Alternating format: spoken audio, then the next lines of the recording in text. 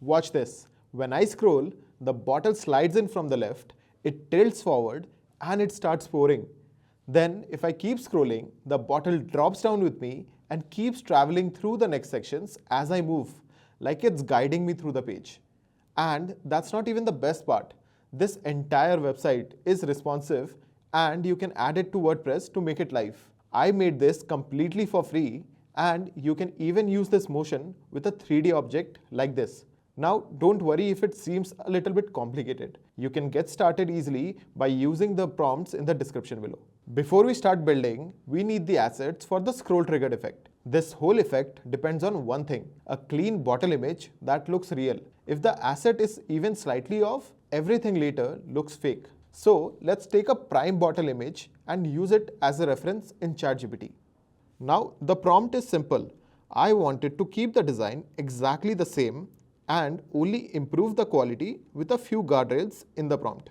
Once it generates the first image, let's add this other prompt and create the final image of what the product should look like. What I want here is for the bottle to open up and the liquid to pour out of it. I'll even leave the prompt in the description below so you can customize it for your own products. But you don't need to use ChatGPT to generate all the images. If you already have good quality images of your own product, you can just skip this step entirely and use them. Just make sure you got 3 images ready. One for your starting frame, one for the end frame, and one for the background. Next, I can open Google Flow and choose the frame to video option. For the first frame, I can use the blank background image. And for the second frame, I can use the action frame with the bottle, liquid, and ice. Then I can paste this prompt, which basically directs a mini beverage ad. Here, the bottle design stays locked and the motion stays smooth and continuous. The bottle rotates slowly under soft studio lighting and the cap loosens naturally. After that, the liquid starts pouring out and builds into a splash effect without covering the label. Once Flow generates the video, I can download it by clicking on this 3-dot button and clicking download. Now I can take that video into EasyGIF's website, set it to 24 frames per second, generate the images, and download the zip file and extract it. Then I can rename the extracted folder to Prime and also make sure the frames are named consistently and in order. Once that's done, let's start our project in AntiGravity. First, I need to create a new project folder called Prime Ice Pop. Inside it, I can create a public folder and then the images folder. Now, make sure to paste all your images inside this images folder. Let's also paste the main bottle PNG and rename it to Prime Bottle Static.png. So the code and prompt actually know what to use. Then I can paste the main prompt that generates the whole site in Next.js 14 with Tailwind, frame of motion, and a canvas-driven scroll sequence. The site structure is very clear, and here's how you can break it down. Hero Canvas runs the frame sequence on a canvas as the user scrolls. Text overlays place the big headlines on top of that sequence. Traveling bottle takes over after the sequence ends and keeps the bottle present in the lower sections. Post-sequence content holds the sections and the navbar stays on top with the buy button. When AntiGravity asks for edit access, I can just click accept all so it can generate the files properly. Now I can do the basic local setup that people generally forget. Now run npm install, then run npm run dev, and then I can preview the site locally in the browser.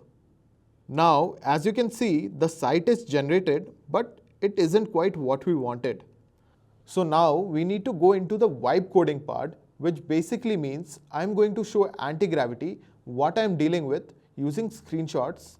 Then I'll describe what's broken, what I want instead, and I'll keep iterating until it gives me something usable.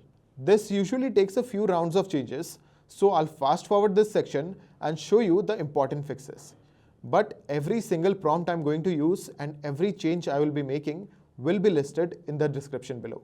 If the image sequence doesn't load, the first thing I check is the exact folder path and the exact file naming. Most of the time, the code expects one specific path, like public images prime001.jpg, and my folder or file names don't exactly match. So fixing the folder name or renaming the frames to match the pattern usually solves it immediately. Next, if the image sequence loads but the hero design doesn't stay pinned long enough, I can slow it down by increasing the scroll container height. That gives the full set of frames enough distance so the animations feel smooth instead of rushed. Now, if the text overlays feel off, I can ask AntiGravity to center them properly and tune their timing so they appear, stay long enough to read, and fade out at the right moment instead of popping in and popping out. Also, if the traveling bottle after the sequence looks too big or distracts from this content, I can ask AntiGravity to limit its maximum height and make its movement cleaner so it feels intentional. And if the styling looks broken, like tailwind isn't applying, I can tell AntiGravity directly that CSS isn't being applied and have it verify the tailwind config file, global.css, and layout wiring. Once all the things are fixed and the effect works like I want it to, I can do a final pass that makes it feel like a professional website instead of a prototype. First, let's handle loading so the animation does not stutter. That usually means I can ask AntiGravity to preload a small set of frames early, and I only start the full scroll sequence once the first chunk is ready. Then I need to keep the mobile responsiveness in mind. A big frame sequence can eat memory on phones, so I can make sure the canvas resolution is not absurd and avoid loading more than I need at once. If I need to, I can reduce the number of frames or compress the images more aggressively so it does not crash on mobile. Finally, I can install Airlift on my WordPress website where I'm going to add this page. So if the JPGs are too heavy, Airlift automatically converts them to a more efficient WebP format. Now that everything works, I can focus on the look. I can set the remaining section's background to a warmer white tone so the page feels clean and premium. Then I can make the headings and cards darker so the contrast is better. And finally, I can also control where the traveling bottle starts so it doesn't begin in the center and swing around aggressively. It can start on the right side, move to the left, and on the next section, it can come back to the right. Finally, I can make the CTAs consistent, a white buy button in the navbar and a final buy button under the last heading. After all of that is done, I can ask AntiGravity to make it mobile optimized. On mobile, the big overlay headlines need to scale down, the padding needs to increase, and the shadows need to be stronger so the text stays readable over the visuals. The traveling bottle also needs to shrink down so it doesn't block the content. So let's quickly ask AntiGravity to make these changes, and once that's done, I can test this on an actual phone view. When it's ready, I can run a production build. Let's use npm run build, and if this is a static site export, I can generate the final output folder, zip it, upload it, and extract it where it should live. Now, here's some important clarification. Make it live on WordPress can mean two different things, and they are both valid. If you just want it live on the same domain as WordPress, the cleanest move is to host it as a static page on a subfolder or a subdomain, like yourdomain.com/prime or prime.yourdomain.com. That way, WordPress stays in control of the main site and this page loads faster. If you want it inside WordPress as an actual page, then you need to embed it. That usually means you serve it somewhere and embed it with an iframe, or you can convert it into a theme that you can install in WordPress. The idea is the same, but the implementation depends on how your WordPress site is hosted. Either way, once it's uploaded and served, the page is live.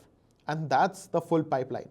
I've left all the prompts I've used in the description below, and if you want to see how to use 3D models in AntiGravity, then click here and watch this video.